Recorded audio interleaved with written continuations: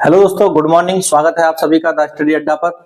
तो आज की क्लास में जो ब्रिज कोर्स की क्लास है उसमें कोर्स नंबर 1 में हम चैप्टर 5 का ये सेकंड लेक्चर है और इसमें खेल के प्रकार डिस्कस करेंगे।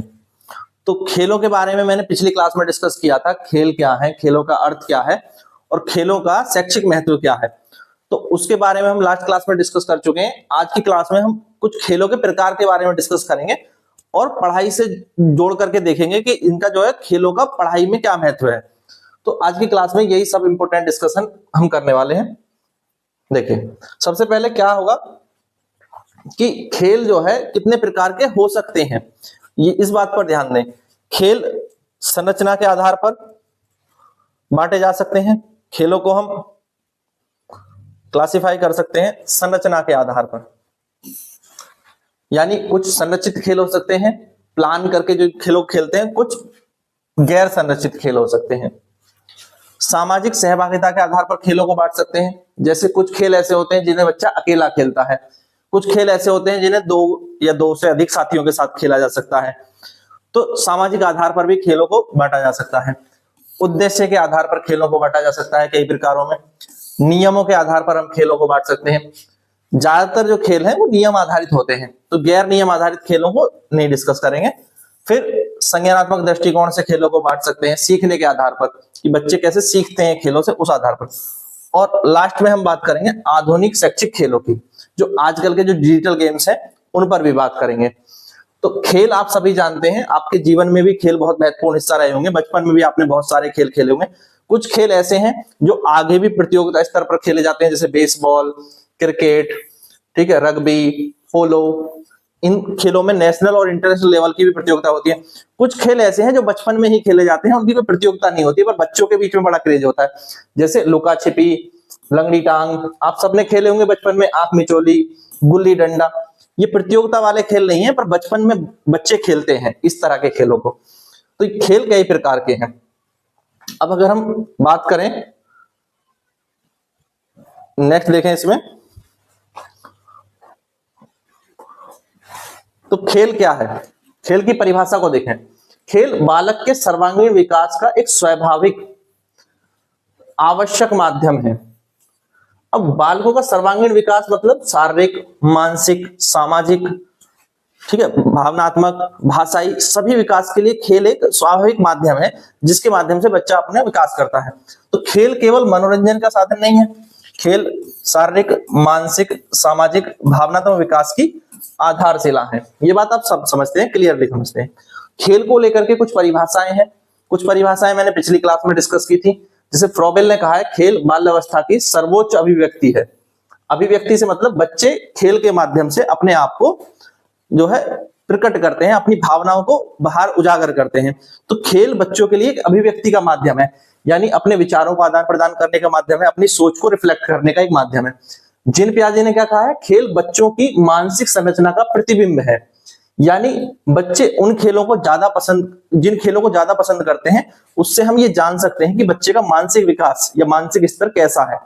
यानी बच्चों की खेलों की रुचि से भी आप ये देख सकते हैं कि बच्चे का मानसिक जो संतुलन है या मानसिक विकास है या मानसिक संरचना है वो कैसी है। तो बच्चा जिन खेलों में रुचि लेता है वो उसके मानसिक स्तर को भी प्रकट करता है। जिन प्याजे ने कितनी अच्छी बात कही है, ये आप याद रखेंगे, कहीं भी आप इसको कोट कर सकते हैं। यानी खेल बच्चे की मानसिक संरचना का प्रतिबिंब है। तो ये बात आपको समझ में आ गई होगी। अब एनईपी 2020 में खेलों पर बड़ा बल दिया गया है, गतिविधि आधारित शिक्षण पर बल दिया गया है, खेल आधारित शिक्षण पर बल दिया गया है। तो प्रारंभिक शिक्षा में जो खेल आधारित शिक्षण पर बल दिया गया है, किसमें, एनईपी 2020 में, नेशनल एजुकेशन पॉलिसी में। ये हम कई बार डिस्कस कर चुके हैं। तो खेलों के प्रकार हमें डिस्कस करने थे, खेल के प्रकार, टाइप्स ऑफ या काइंड्स ऑफ गेम। तो सबसे पहले मैंने बताया संरचना के आधार पर हम खेलों को बांट सकते हैं दो प्रकार, एक संरचित खेल और एक असंरचित, स्ट्रक्चर और अनस्ट्रक्चर्ड खेल। तो सबसे पहले संरचित खेल की बात कर रहे हैं। संरचित खेल यानी जिनके लिए पहले से कोई योजना बनाई जाती है, प्लानिंग की जाती है, प्लानिंग करके खेले जाने वाले गेम्स होते हैं संरचित खेल। इनमें कुछ नियम भी होते हैं और इसके कुछ लक्ष्य होते हैं, हार जीत के नियम भी होते हैं। और उन नियमों के अनुसार जब आप पूरी प्रक्रिया को पूर्ण कर लेते हैं तो उसमें कोई हारता है, कोई जीतता है। यानी लक्ष्य निर्धारित गेम होते हैं, नियमों के साथ खेले जाते हैं, प्लानिंग के साथ खेले जाते हैं। तो इनमें क्या क्या होगा, एक तो प्लानिंग होगी, खेल को खेलने से पहले प्लानिंग होगी, उसके कुछ रूल्स होंगे और आपका एक टारगेट होगा जिसे हम कह सकते हैं हार या जीत होगी, विन या लॉस। ठीक है, तो हार जीत के वो होते हैं, क्या करने पर कौन जीतेगा, कितने पॉइंट्स पर कौन जीतेगा, ये सब पहले से निर्धारित होता है। तो जैसे क्रिकेट है, कबड्डी है, शतरंज है, फुटबॉल है, हॉकी है, इन सब खेलों के नियम होते हैं और इन खेलों में हार जीत भी होती है, एक टीम जीतती है तो एक टीम हारती है। यही विशेषता है, स्पष्ट नियम होते हैं इनके, निश्चित समय होता है, कितने अवधि तक खेल खेला जाएगा। जैसे क्रिकेट में हम कहें तो मैच की अवधि किससे तय होती है, जैसे ओवर की संख्या से।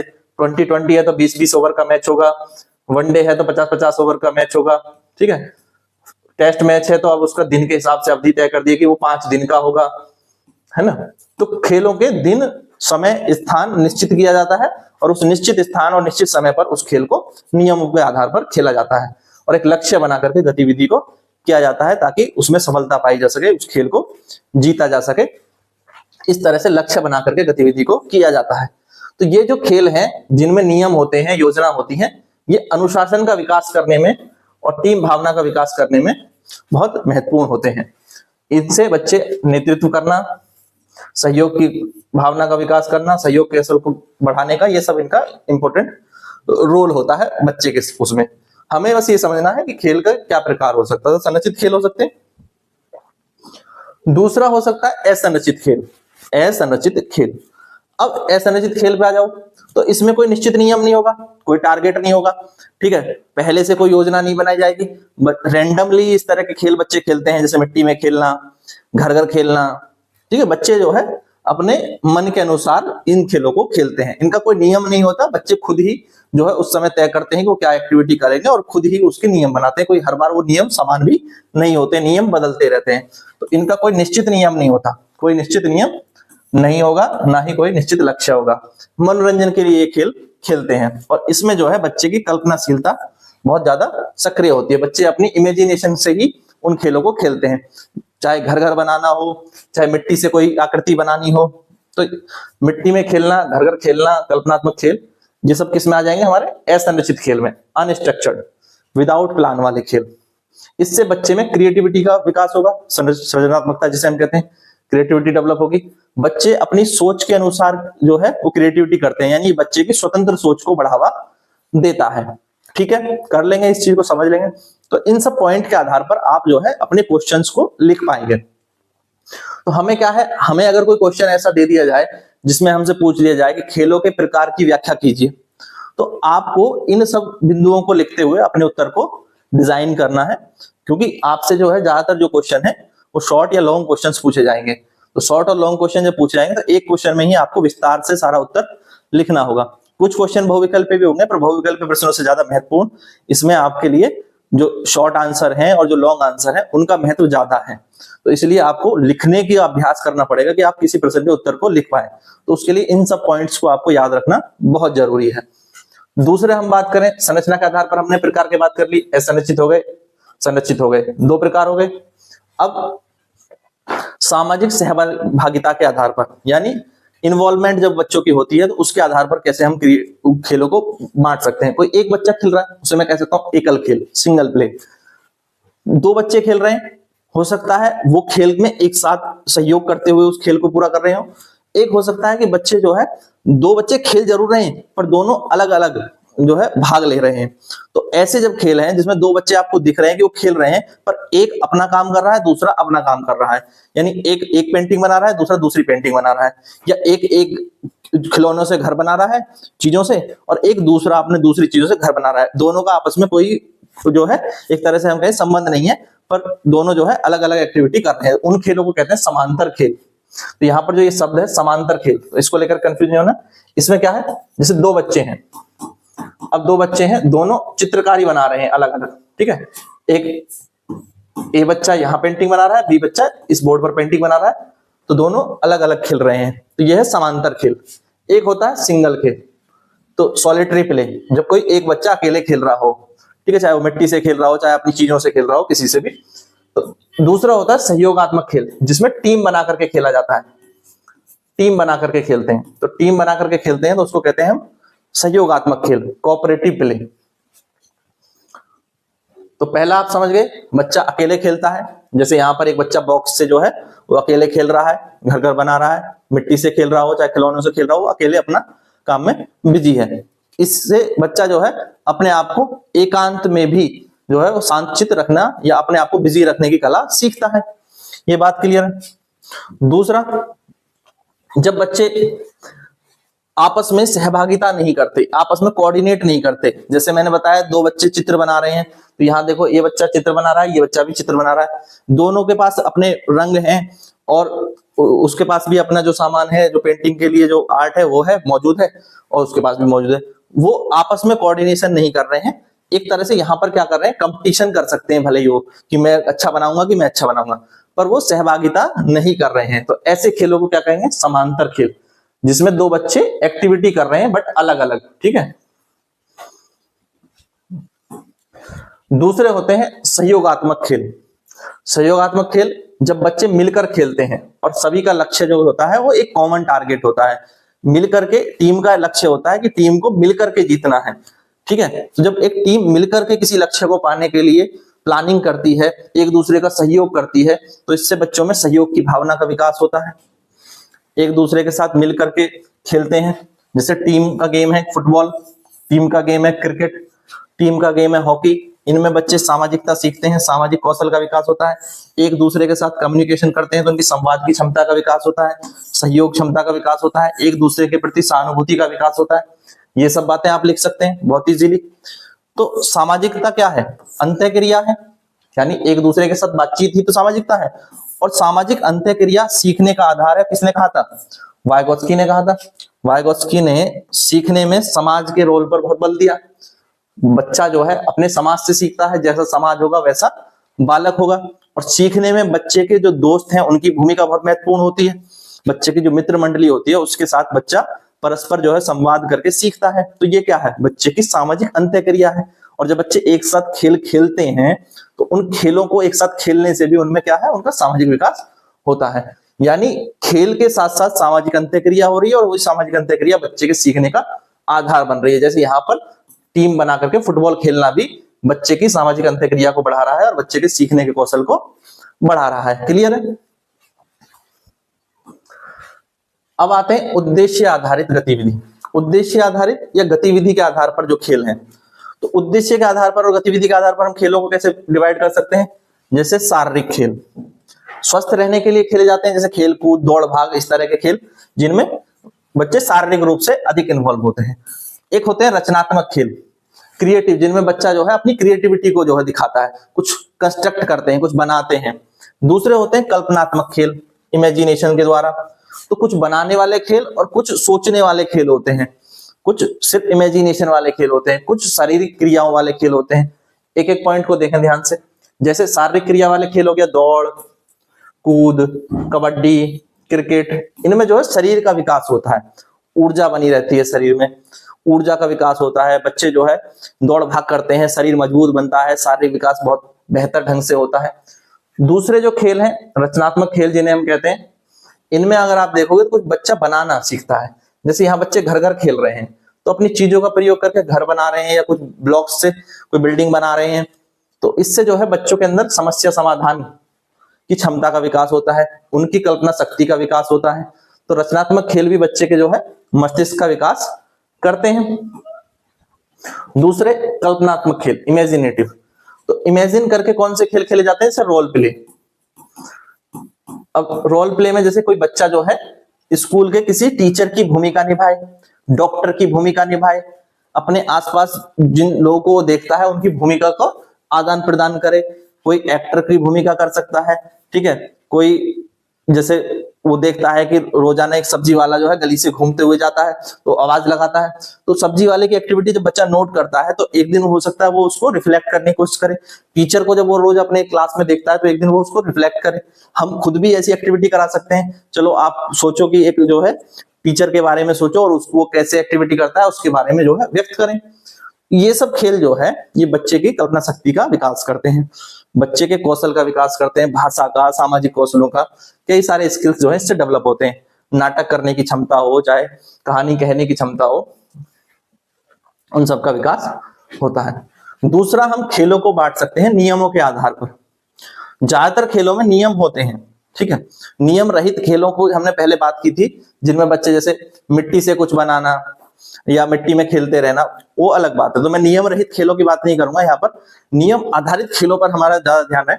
नियम आधारित खेल क्या है? वो खेल जिनमें स्पष्ट नियम होते हैं, इन्हें हम क्या कहते हैं? संरचित खेल। इन्हें हम क्या कहते हैं? संरचित खेल। यानी इनका एक स्ट्रक्चर होता है, एक प्लानिंग होती है, इनके स्पष्ट नियम होते हैं। तो जैसे बच्चा बड़ा होता है तो वो इन नियमों को समझने और पालन करने लगता है। जब नियमों का पालन करेगा तो यहीं से बच्चे में अनुशासन का विकास होता है। क्या विकास होता है? अनुशासन का विकास होता है। नियमों का पालन करता है, और इन नियमों का पालन करने के लिए धैर्य का विकास भी होगा, अनुशासन का विकास होगा, नैतिक मूल्यों का विकास होगा।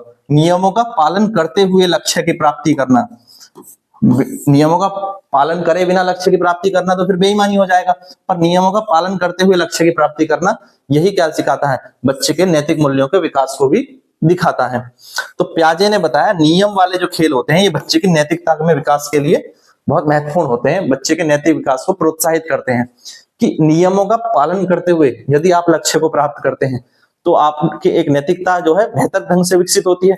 पर आप नियमों का पालन नहीं करते हुए गलत ढंग से अगर आप लक्ष्य को प्राप्त भी कर लें, जीत भी जाए, तो वो क्या कही जाएगी? बेईमानी कही जाएगी। तो देखते हैं ना, आप बच्चे जो है खेल में कई बार जीत हासिल करने के लिए कुछ भी करने को तत्पर होते हैं, तो उससे वहां से क्या है? बच्चे की नैतिकता सही ढंग से विकसित नहीं होती है फिर इस तरह से। तो जब आप नियमों का पालन करते हुए लक्ष्य को निर्धारण को पाते हैं, प्राप्त करते हैं, जीत प्राप्त करते हैं, तो वहां से धीरे धीरे आपके अंदर जो है अच्छे नैतिक गुणों का विकास भी होता है। तो नियम आधारित खेल भी बहुत महत्वपूर्ण है इस नजरिए से हम देखें तो। दूसरा, संज्ञानात्मक दृष्टि से खेल। अब संज्ञानात्मक दृष्टि से खेल को मैं 3 भागों में बांट रहा हूं: अभ्यासात्मक खेल, प्रतीकात्मक खेल और नियमबद्ध खेल। यानी अगर हमारी समझ का विकास करना है, सीखने की क्षमता का विकास करना है, प्याजे ने खेल को भी सीखने की क्षमता के विकास के लिए महत्वपूर्ण माना है, नैतिकता के विकास के लिए महत्वपूर्ण माना है प्याजे ने। पर अगर मुझे अपनी सीखने के या समझने की शक्ति का विकास करना है तो मैं क्या करूं? या तो बार बार प्रैक्टिस करूं। अभ्यासात्मक खेल कैसे होते हैं? बार बार प्रैक्टिस करना। जैसे कैच पकड़ना ही है, इसमें क्या है? एक बच्चा बॉल को इधर फेंकता है, फिर दूसरा फिर उसको वापस दूसरी तरफ फेंकता है, और दोनों बच्चे इस बॉल को पकड़ने का प्रयास कर रहे हैं, कैच करने का। तो ये क्या है? एक अभ्यासात्मक खेल है, और बार बार उस प्रक्रिया को दोहरा करके वो उसको कैच करने की जो प्रक्रिया है उसको सही से जो है समझ लेते हैं, अपने संज्ञान में बैठा लेते हैं। तो कई बार हमें चीजों को समझने के लिए बार बार अभ्यास करने की आवश्यकता होती है, बार बार उसको रिवाइज करने की आवश्यकता होती है, और रिवीजन से दोहरा करके बार बार अभ्यास करके हम सीखते हैं। तो बच्चे भी इसी तरह से सीखते हैं, और इसीलिए कई बार दोहराने वाले खेल, बार बार प्रैक्टिस करने वाले खेल बच्चे को समझ को बढ़ाते हैं। दूसरे होते हैं प्रतीकात्मक खेल। प्रतीकात्मक यानी सिंबॉलिक खेल। किसी चीज को किसी और चीज की तरह प्रयोग करना। जैसे बच्चे लकड़ी को लेकर के उसे भाला या तलवार की तरह प्रयोग करना सीखें, मतलब उससे किसी को नुकसान ना पहुंचा दें, बट उससे एक कला सीखें कि तलवारबाजी कैसे की जाती है, भाला फेंक की प्रतियोगिता कैसे की जाती है। तो इन चीजों को सीखने के लिए हम असली जो वस्तु है उसका प्रयोग तो नहीं करने दे सकते बच्चों को, क्योंकि उससे हो सकता है अभ्यास के दौरान, क्योंकि बच्चा सही ढंग से उसका प्रयोग नहीं जानता है, तो वो अपने आप को उससे चोटिल कर सकता है, दुर्घटना हो सकती है। तो ऐसी दुर्घटना ना हो तो इसके लिए क्या करते हैं? प्रतीक के रूप में कुछ चीजों का इस्तेमाल किया जाता है। जैसे लकड़ी की वस्तु का प्रयोग तलवार के रूप में करना, लकड़ी की वस्तु का प्रयोग तलवार के रूप में करना। तो ये क्या हो गया? प्रतीकात्मक खेल। ये बच्चों की समझ के विकास के लिए बहुत जरूरी होता है, और ये असली वस्तु का प्रयोग करने के बजाय प्रतीक का प्रयोग हम यहाँ पर कर रहे होते हैं। दूसरे होते हैं नियमबद्ध खेल। जैसे हमने पहले बात करी थी नियम आधारित खेलों की। नियम आधारित खेल, क्योंकि इनमें कुछ नियम होते हैं, उन नियमों को याद रखना होता है। किसी भी खेल में, जैसे शतरंज है, क्रिकेट है, लूडो है, हॉकी है, इन खेल के कुछ नियम होते हैं, और उन नियमों को याद रख के फिर उन नियमों के आधार पर प्लानिंग करना। तो इससे क्या है? बच्चे की तार्किक सोच का विकास होता है, सोचने की समझने की क्षमता का विकास होता है। समझ रहे हैं आप? तो जब हम किसी नियम को याद रखेंगे कि इस खेल के ये 4 नियम हैं, अब इन 4 नियमों को इस ढंग से मैं प्रयोग करते हुए खेलूं कि मुझे जो लक्ष्य पाना है वो लक्ष्य पा सकूं। कह सकते हैं कि जो नियम आधारित खेल हैं वो तार्किक सोच और रणनीति आधारित खेल, ये सब बच्चे की जो नियमों को समझने की क्षमता है उसके साथ साथ संज्ञानात्मक जो क्षमता है उसका विकास भी करते हैं। क्लियर है? अब नेक्स्ट देखें। अब बात करते हैं जो आधुनिक खेल हैं, आधुनिक शैक्षिक खेलों की, जिसमें खास तौर पर हम बात करेंगे डिजिटल जो गेम्स हैं जिन्हें बच्चे मोबाइल, लैपटॉप, कंप्यूटर आदि पर खेलते हैं। तो ये जो आधुनिक शैक्षिक खेल है इनके द्वारा बच्चे की सीखने की क्षमता का विकास कैसे हो, इंटरेक्टिव गेम्स बना करके हम कैसे बच्चों को सिखा सकते हैं कुछ। अगर बच्चा मोबाइल तो देखता ही है, अब उसमें वो वीडियो देख रहा है, फोटोज देख रहा है, या कोई कहानी सुन रहा है, कोई गीत सुन रहा है, पोयम सुन रहा है, उससे भी बच्चा सीखता है। बट अगर हम उन्हें छोटे छोटे ऐसे इंटरेक्टिव गेम्स के माध्यम से एंगेज करें जिससे उनके सीखने की क्षमता का विकास हो, तो जो मोबाइल के जो नुकसान है उनसे भी बच्चा बच जाएगा और उससे बच्चा कुछ सीख भी पाएगा, क्योंकि आजकल बच्चे मोबाइल तो यूज करते ही हैं। तो आज के युग में, डिजिटल युग में, खेल शिक्षा का प्रभावी माध्यम बन गए हैं और मोबाइल के द्वारा जैसे कुछ गणितीय गेम्स हैं, मैथमेटिकल गेम्स हैं, उनको अगर हम बच्चों को खेलने के लिए दें या स्मार्ट बोर्ड पर कोई एक्टिविटी करने के लिए बच्चों को दे दें। एक ये गूगल का ऐप है रीड अलोंग, रीड अलोंग आप सभी ने सुना होगा। इस रीड अलोंग से बच्चों के जो है पढ़ने की क्षमता का विकास बेहतर ढंग से हो जाता है, क्योंकि इसमें जो है छोटे छोटे पाठ, कहानी, कविता आते हैं जिन्हें बच्चा पढ़ता है और वो ऐप उनको सुन करके ये भी बताता है कितने अक्षर जो है बच्चे ने सही पढ़े हैं और कितने गलत पढ़े हैं, या उनको बार बार प्रयास करने के लिए कहता है और वो उन्हें मोटिवेट भी करता है रीडिंग को। तो रीड अलोंग ऐप हो गया। तो ये भाषा सीखने का एक ऐप है। स्मार्ट बोर्ड पर बच्चों से एक्टिविटी करा सकते हैं जिससे बच्चे जो है डिजिटल तरीके से सीखने को जो है वो आसान होता है, डिजिटल तरीके से सीखना उनके लिए, और वो इंटरेक्ट भी हो जाते हैं इन डिवाइसेस के साथ, तो इंटरेक्शन बढ़ जाता है उनका। तो हमें इंटरएक्टिव करना है बच्चों को, यानी वो इन डिजिटल डिवाइस के साथ फैमिलियर हो सके। और क्योंकि ये डिजिटल डिवाइस बच्चों को तुरंत प्रतिक्रिया देती हैं तो बच्चों में एक्साइटमेंट का लेवल भी बना रहता है। जैसे ही बच्चे ने अगर किसी गणितीय गेम में 3+2 जोड़ करके उत्तर बताया, तो बच्चा अगर उत्तर बताएगा 5, तो डिवाइस में से तुरंत जो है एक जो पॉपअप आता है, वेरी गुड, आपने बहुत अच्छा जवाब दिया। तो इस तरह का पॉपअप जब बच्चा देखता है तो उससे क्या है, बच्चे को जो है त्वरित प्रक्रिया से एक मोटिवेशन मिल जाता है, क्योंकि ज्यादातर ये ऐप जो है नकारात्मक प्रतिक्रिया कम देते हैं, बच्चे को मोटिवेट करने की प्रतिक्रिया ज्यादा देते हैं। आपने भी देखा होगा, इस तरह से इनका जो है फीडबैक बनाया जाता है। तो बच्चों को जो है त्वरित प्रतिक्रिया से और जो है लाभ मिलता है, रुचिकर हो जाता है अधिगम, क्योंकि बच्चे गेम खेलने के लिए उत्सुक रहते ही हैं और उसके साथ साथ वो कुछ सीख जाते हैं। तो ऐसे ही एक ऐप है कुहूत, ये वेबसाइट है, ऐप भी मिल जाएगा इसको आपको प्ले स्टोर पे, कुहूत ऐप। इससे आप खुद भी छोटे छोटे गेम्स, बच्चों के लिए इंटरेक्ट करने वाले गेम्स बना सकते हैं और फिर उन्हें अपनी कक्षा में वो गेम्स खिला सकते हैं। तो छोटे छोटे गेम इससे बन जाते हैं और फिर उन गेम्स में जो क्वेश्चंस आपने बनाए उनका आंसर देने के लिए आप बच्चे को बुला सकते हैं और वो आंसर जो है कलर फॉर्म में आप डिजाइन कर सकते हैं कि अगर आपका उत्तर 1 है तो रेड कलर पे क्लिक करें, या आपका उत्तर 2 है तो ग्रीन कलर पे क्लिक करें, और इससे जो है बच्चा ज्यादा इंटरेक्ट करता है। तो कुहूत ऐप पर आप अलग अलग तरह के गेम खुद भी बना सकते हैं ऐसे। तो इससे जो है बच्चे को कोई भी अगर कॉन्सेप्ट आपको क्लियर करना है तो कॉन्सेप्ट क्लियर करने में जो है इन गेम्स का बहुत अहम रोल हो सकता है। तो आप किसी कॉन्सेप्ट को क्लियर करने के लिए उस हिसाब से खुद भी गेम बना सकते हैं, या जो गेम मौजूद है उन्हें बच्चों को खिला सकते हैं। तो आधुनिक खेल अवधारणा स्पष्ट करने में भी अहम भूमिका निभाते हैं। साथ ही बच्चे स्वयं से भी इन खेलों को खेल करके अपने लर्निंग को आगे बढ़ा सकते हैं, यानी उनका जो स्वय अधिगम है उसका विकास करने में भी जो आधुनिक खेल हैं, जो मोबाइल गेम्स हैं, इनका महत्वपूर्ण रोल हो सकता है। और साथ ही साथ बच्चे इन डिवाइसेस को यूज करना सीख जाते हैं जिससे उनकी टेक्निकल स्किल्स बढ़ती हैं, तो यानी वो इन डिवाइसेस से फैमिलियर भी हो जाते हैं। ये सब बातें मैंने पहले ही आपको बताई। तो आजकल के जो आधुनिक गेम हैं, वैसे तो हम कहते हैं कि बच्चों को जो मोबाइल मत दो, ज्यादा मोबाइल देखना जो है बच्चों के लिए हानिकारक है, वो बिल्कुल सही बात है। बट अगर थोड़ा बहुत बच्चे अगर उन्हें सही ढंग से यूज करना सीख जाएं और उसे अपनी लर्निंग के लिए यूज करें तो वो एक सही तरीका भी हो सकता है। उससे जो है शिक्षा में मदद भी मिलेगी और बच्चों का मनोरंजन भी हो जाएगा। तो इस तरह से भी इन डिवाइसेस को यूज किया जा सकता है। तो खेलों के प्रकार पर हमारी पूरी चर्चा हो गई। तो खेल क्या है? खेल बालक के सर्वांगीण विकास का प्राकृतिक साधन है, यानी बच्चे के विकास के लिए एक नेचुरल सा तरीका है जिनके द्वारा बच्चे सीखते हैं। उसी से अगर हम बच्चे का शारीरिक, मानसिक, सामाजिक, भाषाई सभी तरह का विकास कर लें खेल खेल में ही, तो कितना अच्छा होगा। तो खेलों की सहभागिता होने से खेलों के द्वारा शिक्षा को भी बढ़ावा दिया जा सकता है। तो खेल एक ऐसा माध्यम है जो सिखाने के लिए बहुत ही सरल और प्रभावी तरीका है और स्वाभाविक तरीके से बच्चे खेल से सीखते हैं। तो इस चीज को आप याद रखेंगे। तो आज का जो सारा डिस्कशन था खेल और खेल के प्रकारों के बारे में, ये आपको कैसा लगा कमेंट बॉक्स में जरूर बताएं। और अगर ये वीडियो पसंद आया है तो एक बार अपने दोस्तों को शेयर कर दें, और ऐसे ही और वीडियोस देखने के लिए चैनल को सब्सक्राइब कर लें। और फिर मैं मिलूंगा आपसे नेक्स्ट क्लास में। Thank you, thanks for watching.